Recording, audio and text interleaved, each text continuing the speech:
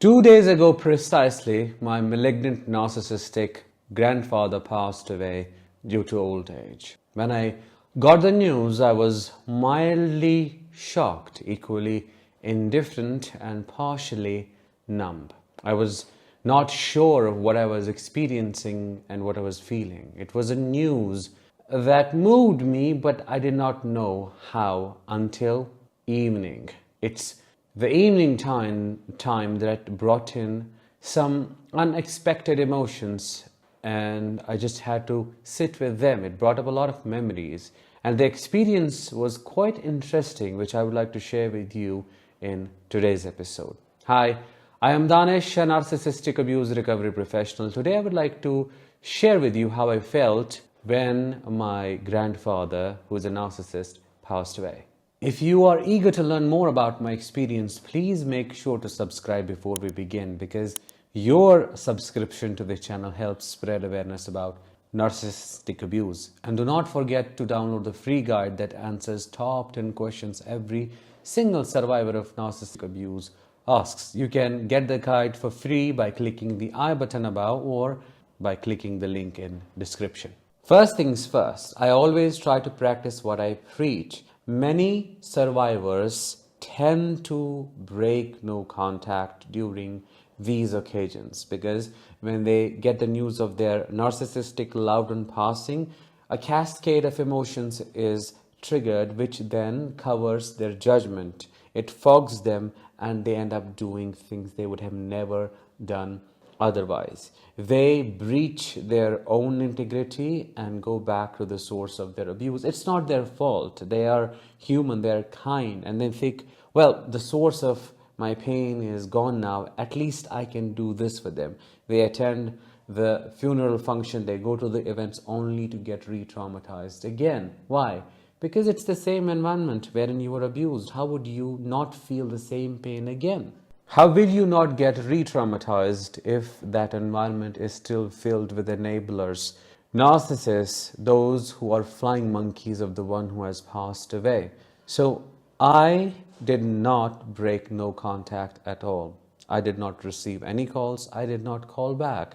I did not go there. I did not attend his funeral at all.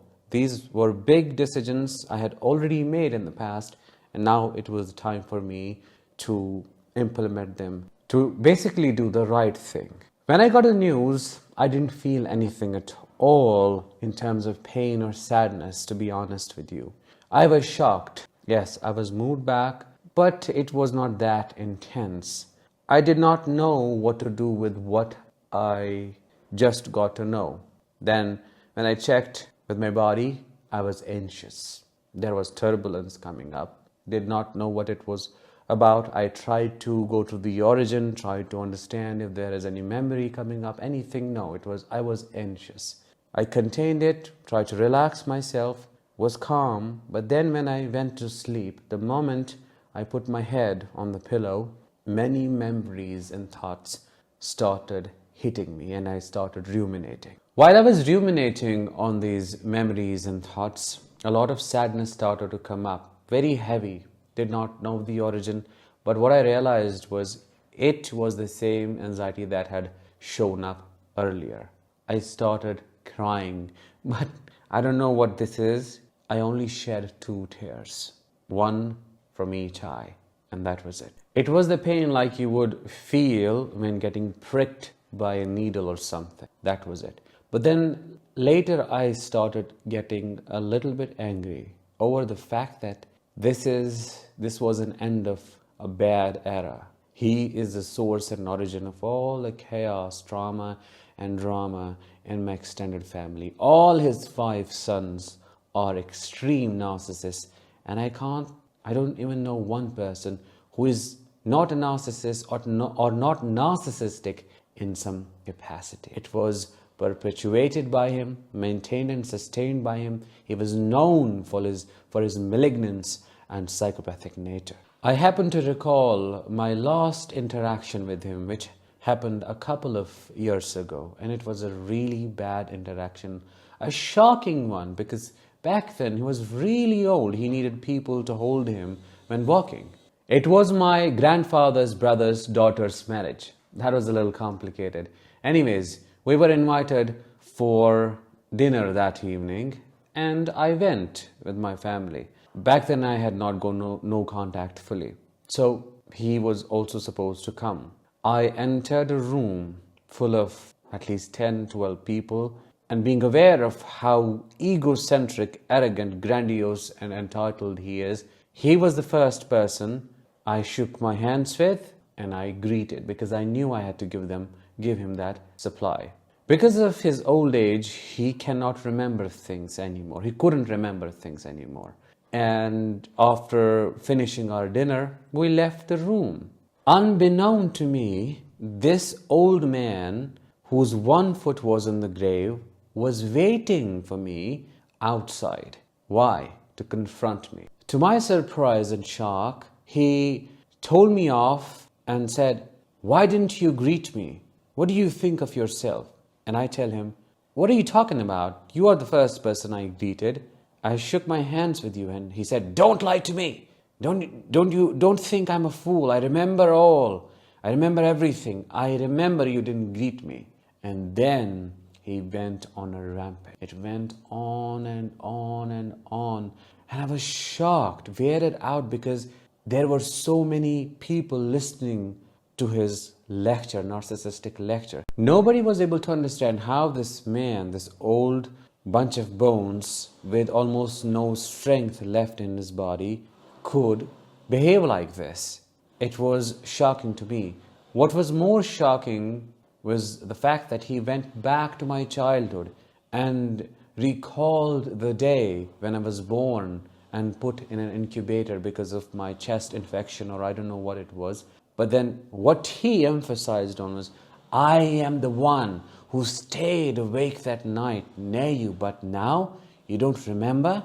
What do you think? I was not always like this. I was not this weak. There were times when people used to pee in their pants because of my fear.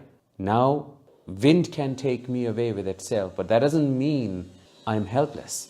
None of what he was saying was relevant. I did not understand. I could not understand why he was beating me up, why he had chosen me among all these people to abuse and to batter psychologically. Instead of drawing a boundary in that moment and leaving, I found myself frozen, not being able to move, not being able to speak, not being able to have a voice, because that is what I was programmed to do by his son, my father. Ultimately, I started fawning to my shock, and I apologized for no fault of mine. Because of his weak memory, he could not recall the actual event, and because of his delusional and psychotic inner belief system, he believed his own lies and battered me. It was extremely embarrassing, to the point of someone giving him something to eat so that he shuts up, because I did not know how else to stop him. He was going on and on and on. And the moment he closed his lips, I left. It doesn't stop there. Later on, he summons his son, not my father, but his youngest, I guess. So I'm standing there, but because of his weak perception of his reality and his weak awareness, I was standing behind him. And this man, who should be thinking about at the end of his life and being nice to others, goes on and talks about me, runs a massive smear campaign, defames me, says things I didn't do, and repeats the same story, the same thing that never happened to his son, and he supports his narrative. That day I decided I wouldn't even spit on his grave. I wanted to do nothing with him because it was a pure character assassination, defamation, and a personal attack, uncalled for. I hadn't done anything to him, and I didn't expect that kind of response from an old person. Mind you, that he was in his 80s, late 80s back then. Can you imagine? That's why these monsters, these evil entities do not change. They get worse with time, and this was the proof of that. He was frail, he was weak, but extremely narcissistic and openly manipulative, and a big gaslighter, worse than he had ever been. That was the last thing I remembered when I got the news, when I was ruminating, And then came up all the memories of the past, all the things he did to me and to my mother, who also is a covert narcissist, but still, he was extremely misogynistic. When I say extremely, I mean extremely patriarchal, extreme in every way you can imagine. So there was nothing to remember, nothing to recall, nothing to miss. I felt sad. I don't know for what. There was no origin for it. I just can't still know what that sadness was. But I did not judge myself. I did not push myself. I didn't tell myself, oh, why are you sad? You're being weak, you're being stupid. I said, okay, if you feel sad, you feel sad. That's it. I'll embrace the feeling. I'll let it pass through, and I will give it away to move through ultimately. I don't know if other people have had similar experiences like me upon the death of the narcissist in their life. If you have had similar experiences, or if you have felt something more, please drop your experiences in the comments below. Who knows, you may help someone prepare for what is inevitable.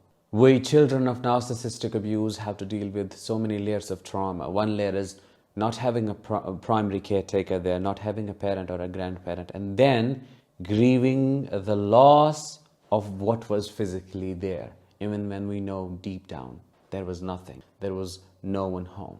Which is why we react in ways normal people who have not been through narcissistic abuse, do not understand. Some of us do not choose to do anything with the deceased one or with the functions and so on. Others go back. People get mad.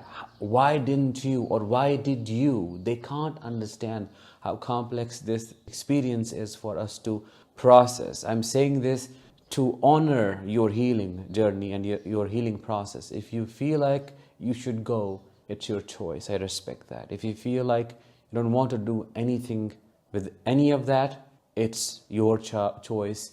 You're free to do that. I respect that. Don't feel compelled by your peers, by your society, by the society you live in, by your culture, or by your friends. They do not know what you have been through. If you are empathetic, you are going to feel pain regardless for any human being, because death is not an easy experience to process and to accept. So hold space for yourself as you would hold space for others.